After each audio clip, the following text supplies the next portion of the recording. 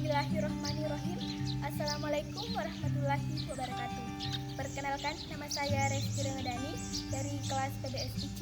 Saya sebagai pemateri pertama dari kelompok 3 yang berjudul Bahasa dan Faktor Luar Bahasa, Klasifikasi Bahasa, Bahasa Tulis, Aksara, dan Ejaan. Materi pertama yang saya jelaskan adalah bahasa dan faktor luar bahasa. Disebutkan bahwa objek kajian linguistik makro adalah struktur intem bahasa atau sosok bahasa itu sendiri. Sedangkan kajian linguistik makro adalah bahasa dalam hubungannya dengan faktor-faktor di luar bahasa.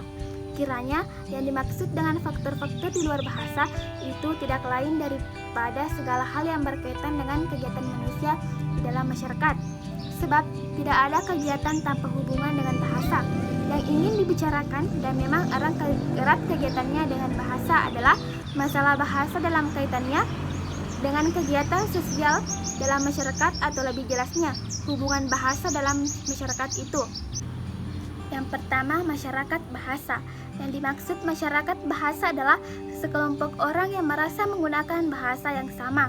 Misal, secara linguistik, bahasa Indonesia dan bahasa Malaysia adalah bahasa yang sama, karena kedua bahasa itu banyak sekali persamaannya, sehingga orang Malaysia dapat mengerti dengan baik dengan bahasa Indonesia, dan sebaliknya orang Indonesia dapat mengerti pula dengan baik bahasa Malaysia. Jadi, dalam kasus ini ada dua masyarakat bahasa, yaitu masyarakat bahasa Indonesia dan masyarakat bahasa Malaysia.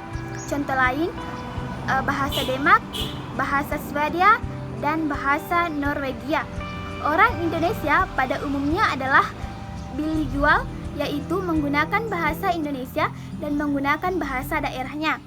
Dan kebanyakan menggunakan bahasa Indonesia sebagai bahasa kedua, tetapi menggunakan bahasa daerah sebagai bahasa pertama. Ya, itulah tadi materi pertama dari saya. Sekian, wassalamualaikum warahmatullahi wabarakatuh. Perkenalkan, nama saya Eva Sherina Biga. Di sini saya akan melanjutkan pemaparan materi dari saudari Reski Ramadhani. Baiklah, materi yang akan saya paparkan adalah variasi dan status sosial bahasa. Seperti yang kita ketahui, bahwasannya bahasa itu sangat bervariasi karena anggota masyarakat penutur bahasa sangat beragam dan bahasa yang digunakan juga beragam. Dalam masyarakat tertentu, ada semacam kesempatan yang membedakan adanya dua variasi bahasa berdasarkan status pemakaiannya.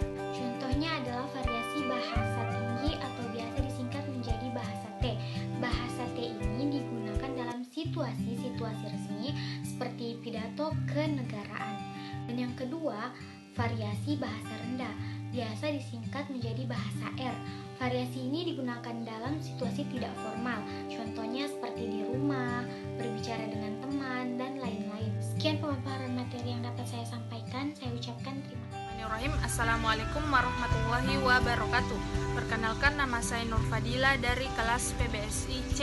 Di sini saya akan melanjutkan materi yang sebelumnya disampaikan oleh saudari Eva Sherina Biga, yaitu 3 penggunaan bahasa. Himes 1974, seorang pakar sosiolinguistik, mengatakan bahwa suatu komunikasi dengan menggunakan bahasa harus memperhatikan 8 unsur yang diakronimkan menjadi speaking, yakni 1. Setting and scale, yaitu unsur yang berkenaan dengan tempat dan waktu terjadinya percakapan. 2. Partisipan, yaitu orang-orang yang terlibat dalam percakapan. 3. Ends, yaitu maksud dan hasil percakapan. 4. Exequence, yaitu hal yang menunjuk pada bentuk dan isi percakapan. 6. Instrumentalities, yaitu hal yang menunjuk pada jalur percakapan, apakah secara lisan atau bukan. 7. Norms, yaitu hal yang menunjuk pada norma-norma perilaku peserta percakapan. 8. Genre, yaitu hal yang menunjuk pada ragam bahasa yang digunakan dalam percakapan. Baik, itulah yang dapat saya sampaikan. Wassalamualaikum warahmatullahi wabarakatuh. Assalamualaikum warahmatullahi wabarakatuh. Perkenalkan, nama saya Nasra Rahmi. Baiklah, pada kesempatan kali ini saya akan melanjutkan pemaparan materi dari saudari Nur Fadila. Baiklah, materi yang akan saya paparkan mengenai kontak bahasa.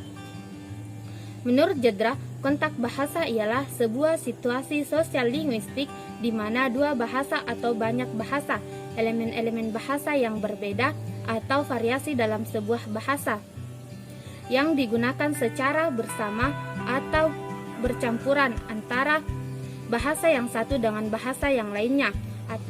Atau dengan kata lain, kontak bahasa adalah sebuah situasi ketika kosakata, suara, atau struktur dari dua atau banyak bahasa yang berbeda digunakan oleh bilinguals maupun multilinguals.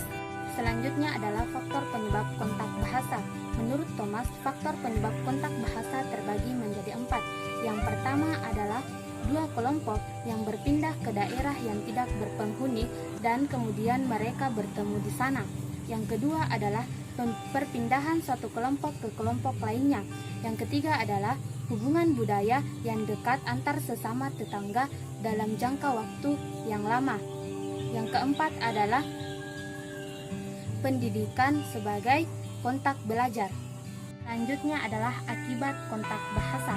Menurut Hayer dan Agustina, akibat kontak bahasa terbagi menjadi yang pertama, bilingualisme, yang kedua, word going, yang ketiga, diglosa, yang keempat adalah ahli kode, yang kelima adalah campur kode, yang keenam adalah interferensi, yang ketujuh adalah integrasi, yang kedelapan adalah konfigurasi, dan yang kesembilan adalah pergeseran bahasa, yang kesepuluh adalah Pidgin dan Creole. Assalamualaikum warahmatullahi wabarakatuh. Perkenalkan, nama saya Nurul Apriani. Saya akan melanjutkan materi yang telah disampaikan Nasra Rohmi. Materi yang akan saya bawakan ada pada poin kelima, yaitu bahasa dan budaya. Dalam sejarah linguistik, ada suatu hipotesis yang sangat terkenal mengenai hubungan bahasa dan kebudayaan.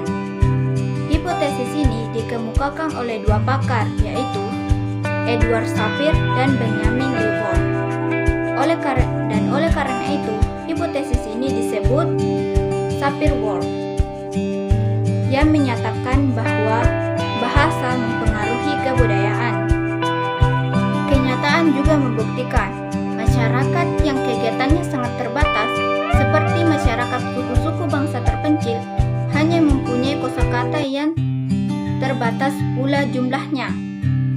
Namun sebaliknya, masyarakat yang terbuka, yang anggota-anggota masyarakatnya mempunyai kegiatan yang sangat luas, akan mempunyai kosakata yang sangat banyak.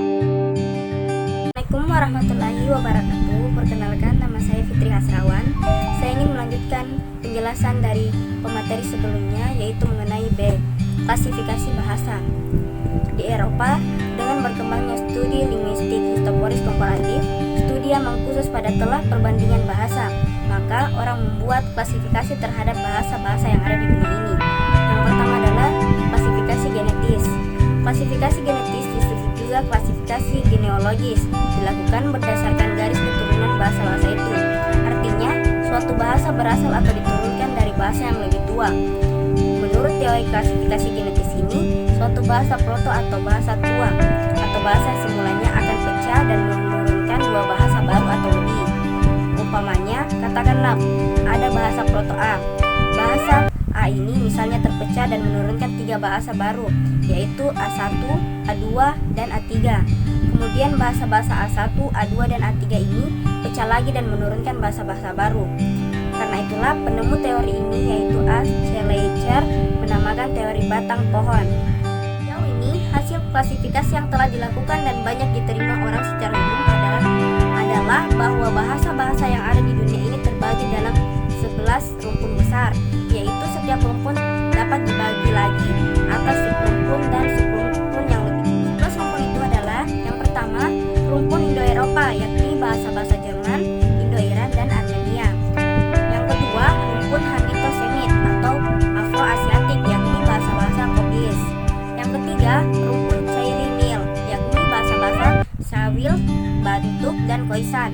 Yang keempat, rumpun Davida, yaitu bahasa-bahasa Telugu, Tamil, Kenari, dan Melayu. Kelima adalah rumpun Australia, disebut juga Melayu Polinesia, yakni bahasa-bahasa Indonesia seperti Melayu, Austronesia Barat, Melanesia, Mikronesia, dan Polinesia.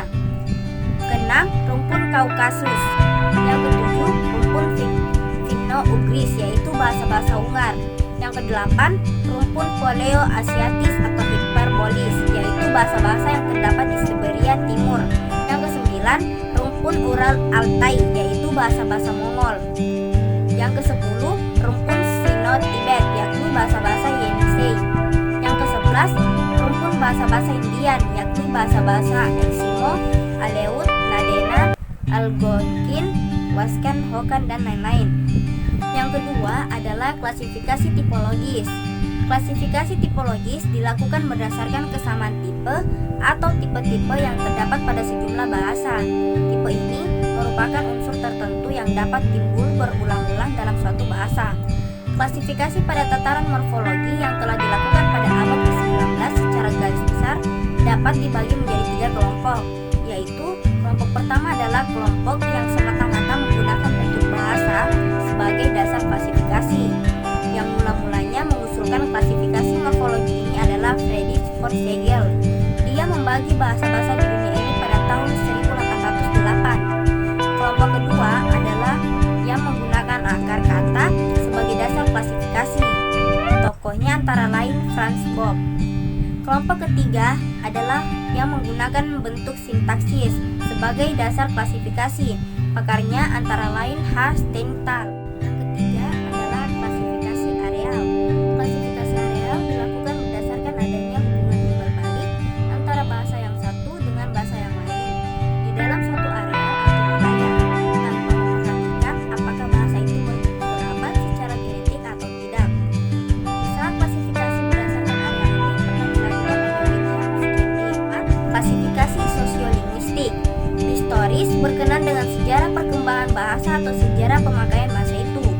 Klasifikasi sosiolinguistik ini bukan satu-satunya klasifikasi sosiolinguistik, sebab kita dapat mempersoalkan bagaimana misalnya keadaan atau status bahasa-bahasa yang ada di Indonesia dan di beberapa negara kawasan Asia yang begitu kompleks. Nah, itulah tadi yang dapat saya jelaskan, akan disambung oleh pemateri selanjutnya. Sekian dan terima kasih. Wassalamualaikum warahmatullahi wabarakatuh. Assalamualaikum warahmatullahi wabarakatuh. Saya atas nama Andi Ibrahim Ahmad akan melanjutkan pemaparan materi dari Saudari Fitri Hasrawan. Bahasa tulis, aksara, dan ejaan. Bahasa adalah sebuah sistem bunyi. Jadi, bahasa itu adalah apa yang dilisankan. Juga sudah disebutkan bahwa linguistik melihat bahasa itu adalah bahasa lisan, bahasa yang diucapkan, bukan yang dituliskan. Berkenaan dengan bahasa adalah juga menjadi objek linguistik, padahal bahasa tulis dekat sekali hubungannya dengan bahasa. Begitulah, maka bagi linguistik bahasa lisan adalah primer, sedangkan bahasa tulis adalah sekunder. Meskipun dikatakan bahasa lisan adalah primer dan bahasa tulis sekunder, tetapi peranan atau fungsi bahasa tulis di dalam kehidupan modern sangat besar sekali. Bahasa tulis pun sebenarnya merupakan rekaman bahasa lisan, sebagai usaha manusia untuk menyimpan bahasanya atau untuk bisa disampaikan kepada orang lain yang berada dalam ruang dan waktu yang berbeda. Aksara. Menurut KBBI, aksara adalah sistema tanda grafis yang digunakan manusia untuk berkomunikasi dan sedikit banyaknya mewakili ujaran dari bahasa Sanskerta, yaitu A dan Sara. A tidak, Sara termusnahkan. Jenis-jenis aksara yaitu aksara piktografis, aksara ideografis, aksara silabis, dan aksara fonemis. Ejaan. Ejaan adalah pengaturan penggambaran bunyi bahasa yang diwujudkan dalam bentuk tulisan yang disusun standarnya berdasarkan aspek linguistik, yaitu aspek fonologis, morfologis, dan sintaksis. Sekian pemaparan materi dari kami. Lebih dan kurangnya mohon dimaafkan. Assalamualaikum warahmatullahi wabarakatuh.